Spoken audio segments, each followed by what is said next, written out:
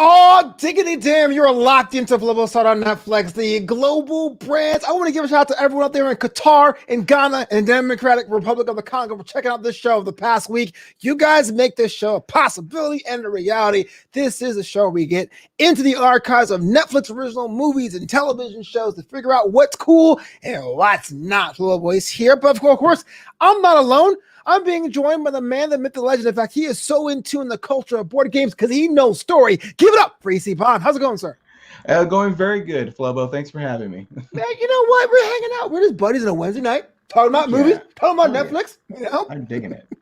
So I gotta ask you, man, are you like the mobile viewer? Are you the big screen? How do you take in your Netflix, brother? Yeah, that's a great question. Honestly, I used to be back in the day, used to be more into audio visual and have the big screen TV and the sound system. But lately, it's fine. I'll watch it on my little cell phone. I'll watch on a larger tablet. I'll watch it on TV, but it's usually in the background. I'm doing other stuff. I'm just kind of listening to movies now. Oh, Like rarely am I sitting down and actually watching the show. It's kind of like in the office, wherever your office will be, right? Kind of It's just like I like having the convenience of it there, and I'll usually watch a movie or a TV show several times because I miss things by not paying attention to it.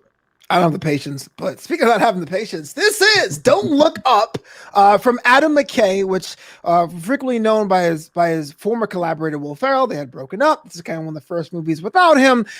Here is a review split. IMDb gives a 7.4. Rotten Tomatoes has a 56% certified rotten score, but this one has been on the minds of everyone in the United States. Some are saying it's the next second coming of idiocracy. Some are saying it is idiotic. EC Bond, top of the newspaper by fold. Thoughts about the movie Don't Look Up? Not what you're expecting. That's probably not going to sell in newspapers. But Adam McKay makes great movies. I'm a fan of Big Short. I'm a big fan of Vice. And those were actual historical events that occurred, and he was kind of doing a satire about them, but treated it with a lot of seriousness and respect. This was a fictional event that was told satirically, and it was kind of hard to follow at times because you're like, is this supposed to be a joke? Like, right. Should I laugh at this or I don't know. But if I had to say what this movie, sum it up in one phrase, God. It's funny. You're supposed to laugh. For sure. Don't take it seriously. You're supposed to laugh. But I liked it. I did like it, but I didn't like it the first time I saw it. And I can see why it's 56 on Rotten Tomatoes, because it's a little heavy-handed with the kind of the left political view. It's a little heavy-handed in the anti-Trump view. And I hate Trump just like every other Los Angelino, but I mean, come on. Like it was just a little like too much, just a little too much of that pepper. You know what I mean? We'll get into it. I actually disagree of it being totally left-leaning, but I still don't like the movie particularly well. But the reason why I wanted to ask you this next question is about how did you come across the film? Because I had no idea. It wasn't on my radar at all. But you're like, yo, Flobito, we got to be on the show together. And we're going to review this movie. So how'd you come across it? Because after saying yes to doing this episode, I saw Jonah Hill in a random episode of Tonight Show. I had no idea it was on the docket. Well, you just said it right there. Jonah Hill, Leonardo DiCaprio, Jennifer Lawrence, Meryl Streep, Timothy Chalamet, which I'm probably not saying that right.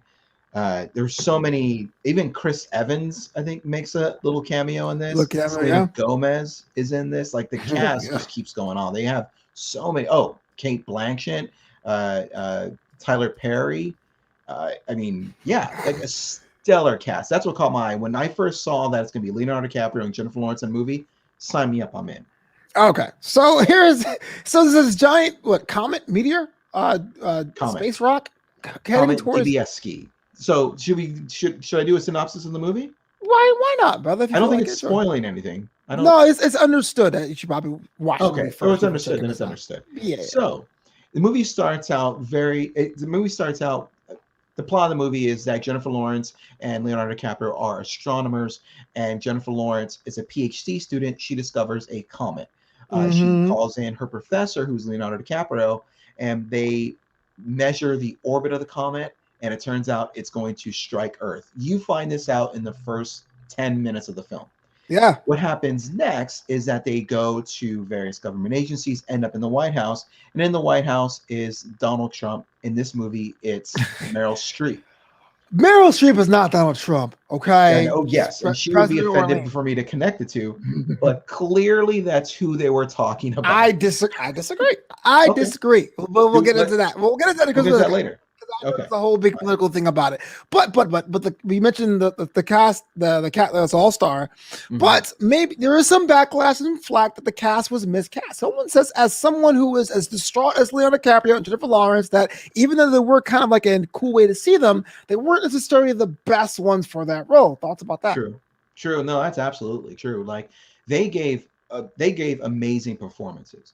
Um, and I kind of want to say that this is one of those movies where those two actors are like, yeah, we'll do it. We just kind of want to have fun with it, right?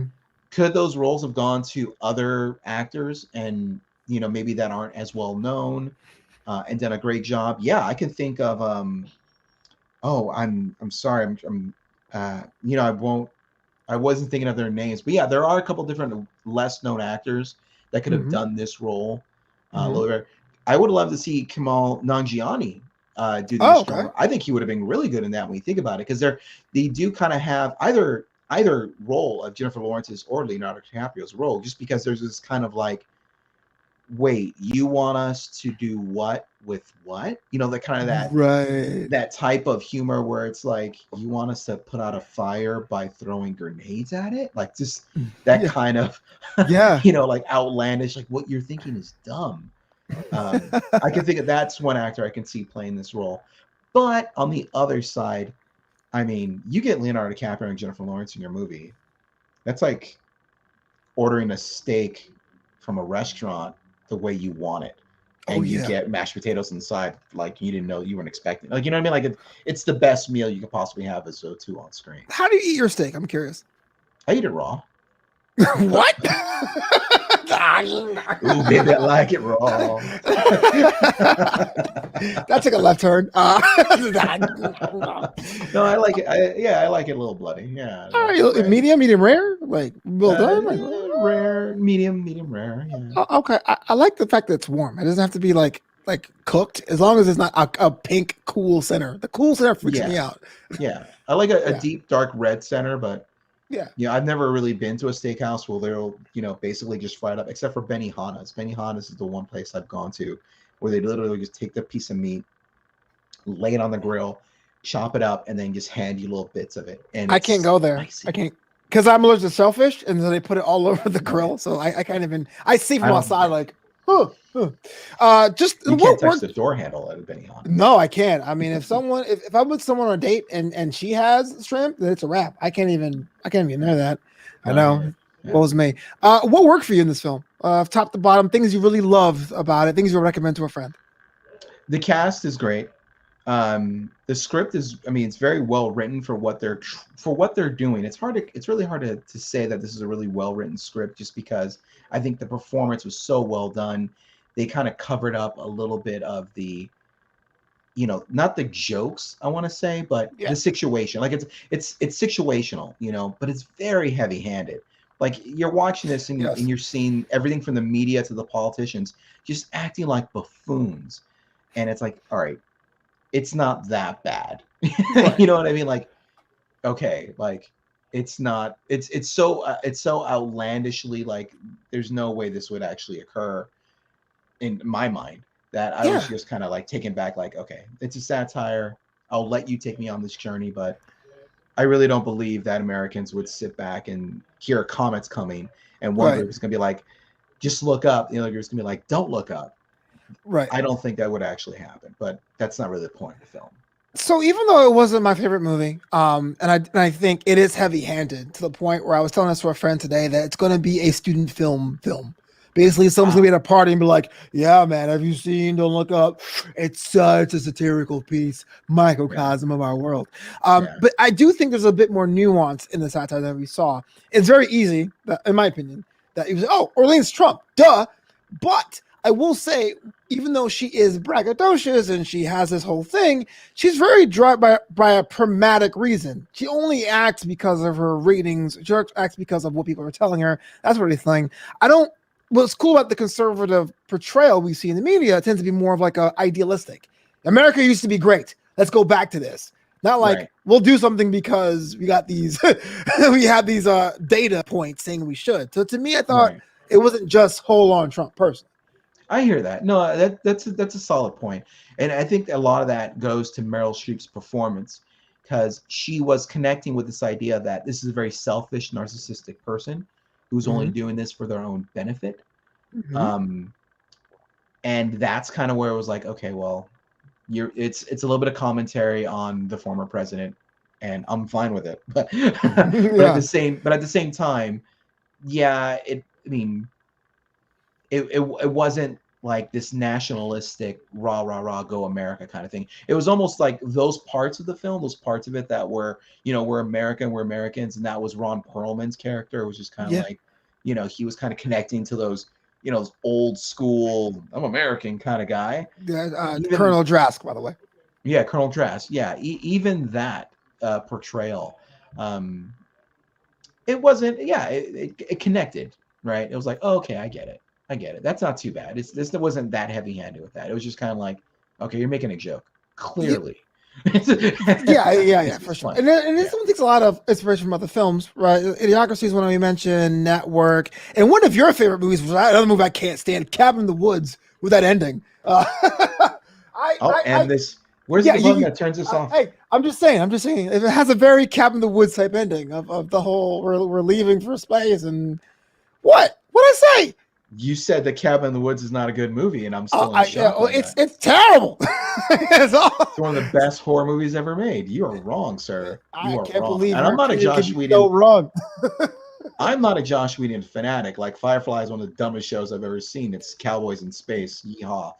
But and I'm gonna get we're gonna this It's getting you hot. just got canceled. You just got canceled. Right I got I got canceled. You defend Joss Whedon. I got canceled. Why are you kidding? See, I live on the East Coast, so I can say stuff like that because no one's ever gonna find me on the East Coast. You live in Pasadena. Thanks, bud. Over there next to Altadena, Really right by appreciate it. Glendale, Nice. No, around keep the going. corner You from want the address? Go ahead. Burbank. Go ahead. Announce the address too, because there are crazy people on the internet. Oh, Everyone whatever, there is dude. sane and logical. Yeah. Well, everyone knows I'm the king of Culver City. So You better edit this out. we're broadcasting live. It's over. Come on down to 123 Fake Street. That's where Ron lives. I like that fake straight. So another thing I did like though, I guess seeing Jonah Hill, right? Here's somebody I know for years has been outside of the Hollywood system. I know he had a lot of mental health issues. In fact, he was on the Tonight Show with Jimmy Fallon. His interview talking about talking to therapy and being big. But I think he's in top form here. I didn't realize this. He's like covered in tattoos, but you can't even tell here playing the lackey of President Orlean. Is any other performances individually besides Jennifer Lawrence or Leonardo DiCaprio stuck out for you? Well, I like that you mentioned Jonah Hill because he was comedy. Like just like every time I see Jonah Hill in the movie, he's going for it, and it's a pleasure to watch. Always entertaining. I've never had a problem with Jonah Hill's performances in anything. In this movie, he really does nail like some one-liners that are just like, huh, it's so funny, things like that. I think Kate Blanchett's performance was really good. Oh yeah. Yeah, I really liked what she was doing with that role and that character, and it was just like, oh yeah, and then at the end gets to be kind of like, are you still here? She's like, no. He just walks away. Yeah. I thought she was really cool. Jack and Brie, fan? Not a fan? Did it hit you? Jack and Brie, the Tyler Perry, the show, the talk show. Oh yeah, whatever. It was a talk show. I don't know. Yeah, right. Like, I mean, it was there for a reason. It was there to kind of say, oh, this is the View, or this is the hot. I don't even watch daytime TV, so I have no idea. But it's missing out, man. Yeah, maybe not. But it's I have a job. I mean, well, there's that. Well, honestly, I used to be a fan of radio morning shows, and they would always talk about celebrity gossip and celebrity news, and it would annoy me to no end to hear this stuff. Yeah. And at one point, I realized that I'm only hearing it on these talk shows. So I Okay. just don't listen to the talk shows. I don't get all that celebrity nonsense, you know. And I I just like it. stopped listening to them. Yes, that's what I did. But yeah, those two, Tyler Perry and Kate Blanchett, Jack and Bree. Uh, Um, I mean, it was a vehicle to kind of further the plot. Like it was, they that's what they were doing. They were just those two characters. mhm. Um, and I just kind of like how Kate, I like Leo and Kate's interaction. What was that? You know what yeah, it didn't really stand out. I liked Selena Gomez's performance a little bit more than that. Okay. I thought that was interesting what she was doing. I don't think she did a very good job of it, but I liked Right. what she was doing, you Did know. you have a favorite scene? Oh, wow. A favorite scene from that movie. Oh yeah. When Timothy Chalamet and Jennifer Lawrence um, are on the roof and he's like, do you want to make out? She's like, whatever. Or she says, sure. And he's like, Yeah. I hate it when you say it like that. It makes you feel like you don't really want to. That was so poignant for like a teenage, like I've been that guy where I was like, Oh you don't yeah. really Yeah. want, you don't really want to make out with me. You're and like just those emotions are there. And he's just there, stone faced, just like ready to cry. And then it's Yeah. like, sure, whatever. And he's like, I'm fine, I'm good. You Get sensitive out. son of a gun. You sensitive dude. That. Yeah. Well, I was going to say it was for me it was the climax, right? Having the warring. On one hand, you had the rally, the "Don't Look Up" crowd, and everyone's like, "Whatever Yeah. you do, you sheep, don't look up."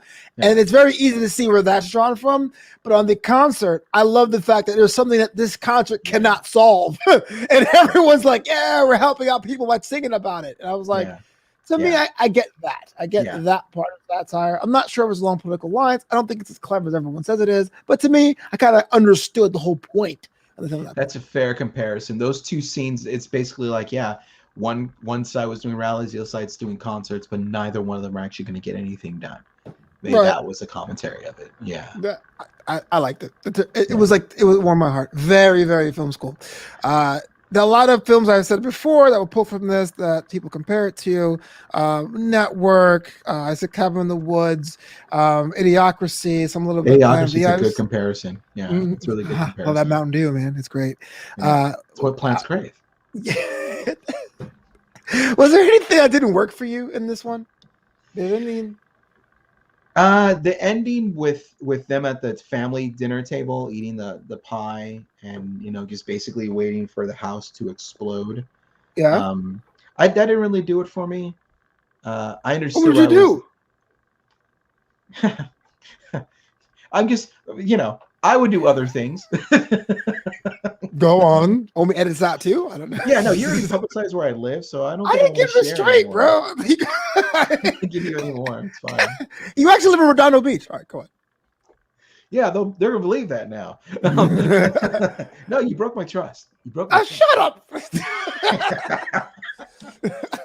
No, what I would do if the world was ending, I knew a huge asteroid is coming, would be vulgar and violent. Okay. Yeah, it would be epic and glorious and sad and terrifying at the same time.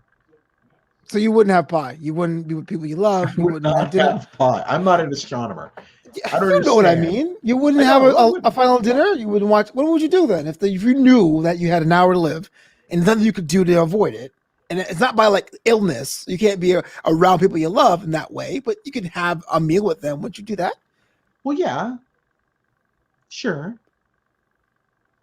You're making me feel bad. Now you're making me feel bad because you're basically saying like, wouldn't you want to be with your family when the world ends? That's not what I'm saying. Because you could be with the family hang gliding, you could be with your family rock climbing, you could be with them in an orgy. Let me know what you want to do. Like, what would you do? Not your family together. I mean, your family can have your own. You know what I'm saying, dang it. I'm saying if that scene didn't work for you, what scene would you have instead? I get what you're saying. That scene worked for the film. That scene Right. makes sense for me with the film, right? It was heartfelt. It was, you know what? We did our best. And I think that was what they kept saying, was like, we did our best, and yet the world's still gonna be destroyed. Right. So that was heartfelt. That was touching. I couldn't think of another way that they could have done that. Yeah, I'm saying for me personally, like a hypothetical questions, what would you do with $1 million? What would you do if the world was ending? I would have fun with the answer. What would I actually do? I'd probably cry. I don't know. Like, you know what I mean? Yeah. Like, there's a reason why we make these movies. To It's cathartic. We kind of like, oh, what would you really do? And Adam Right. McKay actually does a lot of that. Like he does this in all his other films, where he shows you little clips, a lot of symbolism, right? It's almost like a music video where he just kind of shows you little clips of different things to communicate something bigger, and everyone kind of gets connected with just those images. And I really like that. Um, I also don't like it at the same time because I feel like it's lazy screenwriting. You know what I mean? Okay. It's a Yeah. montage, I right? was absolutely lazy. Yeah, yeah. Yeah. So, but it's, it's his style, and when you watch it, it communicates what he's trying to communicate. It's touching, it's heartwarming, and at the same time, it's like, oh wow, like we're all kind of the same, and you know, Yeah. yeah. So I'm with you. I mean, when I guess even before that, when you're actually seeing the rock in the sky coming towards you, it's like, oh, what? Because I know people say, "Oh, if I knew the world was ending, I would have the purge." Basically, not quite the same. When you can look outside and see your actual doom coming at you. yeah, Yeah, I get you. For me personally, my thing that didn't work for me list, I have pace was slower than I thought it would be. I kind of felt we got it 45 minutes in. It's an all-star cast, but I thought it was a bit too much. And the free snacks joke was overdone. That was the yeah, the main. That was like there's no payoff to that. I didn't know what the whole yeah. point is I don't know of the guy from why. CSI trying to hoard snacks. I don't understand. And it was all Jennifer Lawrence, like just kind of bringing it back. And she sold it every single time, but it was just kind of like, okay, all right, like we get it, Yeah, like we get it, you yeah, know.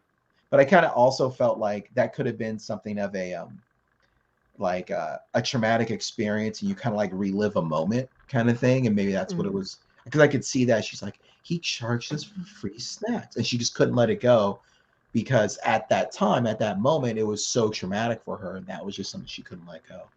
yeah. I did want. I know you might have this on your list, but are you going to bring up Bash and the whole Elon Musk slash Silicon Valley character?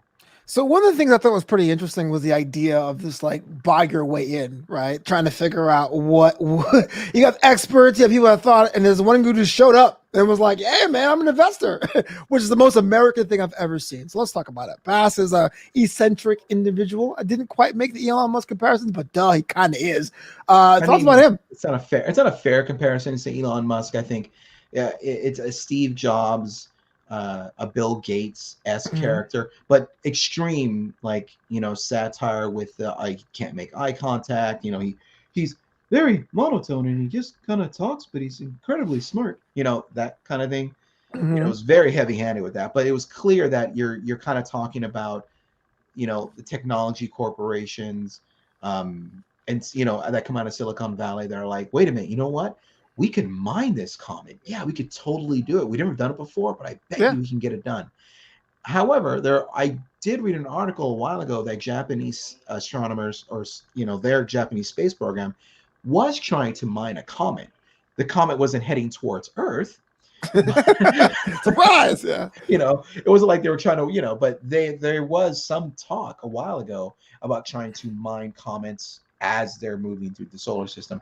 I don't know how far they got. It was basically a Google headline I saw. Right. um And so he it's kept not that scrolling. far. Like, oh Yeah, it's wow. just like, Oh, check it whatever. out. It's fun. I Ah, guess I shit. see cowboy hats, right? I just see guys in cowboy hats riding up next to the comet and you're like, woohoo, give me your Pew, that's pew. Firefly. I see Oh, Firefly swooping down into the comet, you and they hate get that a show. season two. In the You hate that bottom of that show. comet is season two. It's a No, great no, show. no, no, no, it's not. It's overdone. It's amazing. It's Cowboy in Space.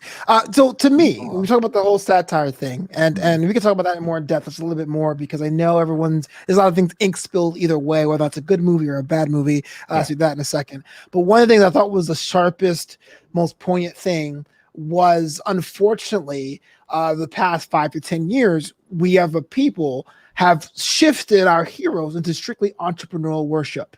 Everyone here wants to be on a grind. Everyone wants to start their own business. And now people are heroes are like Elon. I was a Calvin Air guy when I was a kid, whether it was Mm, Steve Jobs. So it was kind of cool. This guy got a seat at the table because he had money, essentially. And was like, I have an idea. It's kind of half baked, but I got money. I'm like, okay, let's trust him. And when things started to fail, I was like, well, there you go. There you go. well, I think it was more that he just had money. Because I think he was an engineer, or he wasn't just a CEO who made good decisions. Like he actually did invent some things. Um, you know what I mean? Like that's kind of the Yeah. impression I got. That's the impression I got, anyways. Mhm. But clearly, like the idea that if the government is dealing with something and it's threatening the globe, Right. they don't just go to one Elon Musk character and say, "Hey, what do you think we should do?" They go to several. You know Okay. what I mean? Um, and just the idea that this guy would swoop in and say, "Hey, wait, we shouldn't blow up this asteroid. We should mine it for gold." That is the hero worship of entrepreneurs. Like, hey, you know what? This guy is, he's really smart, and he owns a company, and his company is very valuable. So clearly, he knows what he's doing. He knows what he's Yeah. talking about, Yeah. right? And you even hear at one point, Jack and Bree on their show, Tyler Perry goes, "Well, if Bash stock is any indication, they're going to succeed because the stock's going through the roof." And you Right. hear that and you're thinking, people know that's a joke, right? Like just because a Right. stock is doing well doesn't mean it's a good company. Right. Doesn't mean it's doing a good thing. The stock market doesn't work that way. It's all pure financial interest. If they think this company's gonna make money, they're gonna put money into it. Yeah. They Yeah. don't really care, too much how it makes the money most of Yeah. the time. They're not, altruists out there to save the world. They're there to make money. you Right. know. So yeah. So Yeah. overall, watching this film back to back, were you a fan of it? Were you not a fan? Were you in the middle? Were you kind of like, is that my thing? Or oh, this is dope? What was Easy Bond feeling after this one? I probably won't watch this movie again. If I do, it would be just to watch Jennifer Lawrence and Leonardo DiCaprio. I mean, I'm just fans of their performance, and I'm just Hmm. fans of the cast. I'm fans of what they performed, and I liked what they did. Yeah. Um, I wouldn't recommend this movie to anyone. It's not something I Wow. would say, "Hey, you should check this movie out. You might like it." I can't really say that. If you like the people in it and you like Adam McKay, you'll like this movie. If you liked Vice, if you liked Big Short, you'll like this movie. It's right in that path, or in that, what's the word I'm thinking of, in that space, Hmm. right? It's that Vein kind of, drama. Hmm. yeah, it's right in that vein of Adam McKay's kind of filmmaking, right? Which is good. It's a good movie, right? Hmm. Um, Now, speaking to other people about it, they were actually pleasantly surprised. I think it's because they would ask me like, "What did you think?" And I'm like, "Yeah, lower your expectations. You know, Yeah. Yeah. don't go to the movie thinking you're going to be blown away. Just lower I'm shocked. expectations." I'm Yeah, shocked. yeah. It's a comedy. Like Right. it's a comedy, and that I think is really what's going to be its detriment, is that people might go into this movie expecting one thing and then get the other. You have to go into this. I think the best way to experience this movie is Hmm. to come at it knowing that you are watching a comedy. You're watching a satire. Right. For me, I'm surprised what you're saying because I thought you'd been all about it. I'm in the same boat as you are. I understand the idea of that we're so divided that if something would have come from Earth, we would have two different camps. One of the things that I think cuts through that is when you have a tragedy, we all band together to blame other people. So I would have loved to see, I guess, if I had a sequel or a reboot or whatever, I would love to see the United States come together to like blame a random country that had nothing to do with it. That's something we would Yeah, do. That'd be I hilarious, like that idea. actually. you Yeah, I like know, that idea. I think but that yeah, yeah, but for what I got, I think it was pretty fine. It's a little long, in my opinion. yeah. It's funny because when you make the comparisons to Idiocracy, that's what it was missing in Idiocracy, is that no one ever blamed, people except for like smart people who were just dumb and we didn't need them anymore.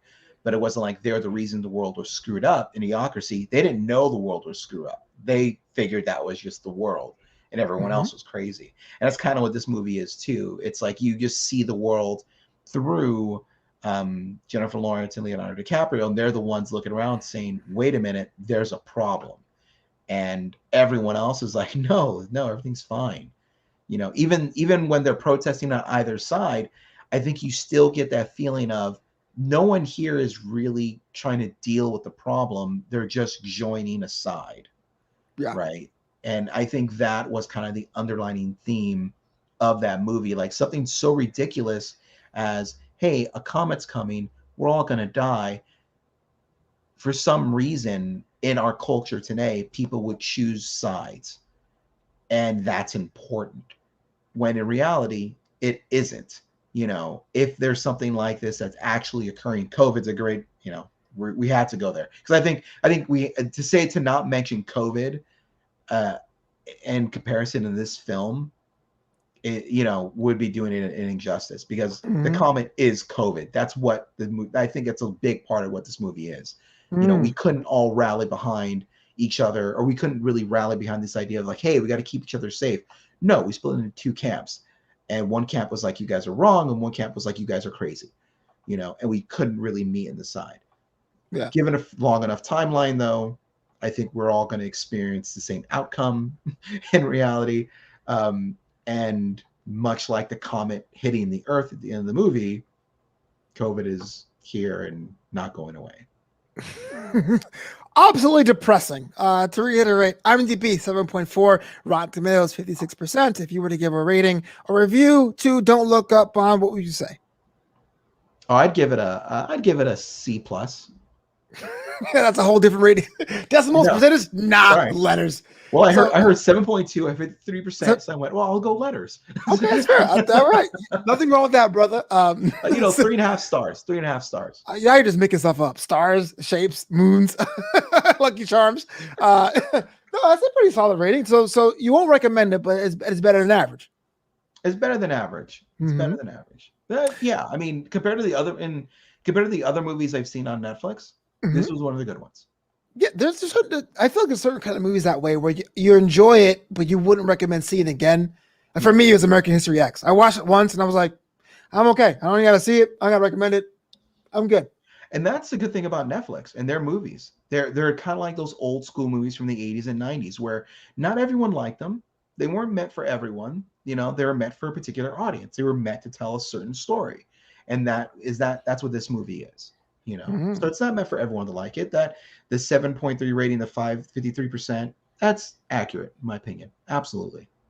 Well, damn, I lived long enough to see the Wolf of Wall Street have a dad bod. My man, EC Bond, thanks so much for being on the episode of Flobo on Netflix. Now, anything you want to do before we get out of here? You got to wrap up your thoughts about the film and where people can find you online, engage with you, see your miniatures, and more. Thank you. Yes, you can find me EC Bond on Facebook, Instagram, and TikTok. The TikTok, though, I have is a little raunchy. It's not for everyone. And I do paint miniatures. I do play board games. You can check it out on that. Flobo, it is an absolute pleasure to chat with you always, and thank you for having me on the show. What is on your TikTok that's so raunchy? You have to check out the TikTok and find out, but it's I not something I don't send it to my parents. I'll tell you I see. My parents are okay. All right. I don't even open TikTok, but that's all right. Flobo on Netflix, where we talk about Netflix originals. If there's something that you want to see us review, let us know in the comments below, or if you're listening on the audio version. Again, thank you so much. You can hit me up on that Twitter at Flobo Boys. Woo! Wow, we made it, baby. We did it. Are you looking up or don't look up or do look up? What side? Don't look up. You're not looking up. I'm looking up. You're don't not look up. No, don't look up. No. I mean, we live in Los Angeles. We couldn't see shit anyways. What are you talking about? All right, man. We're out.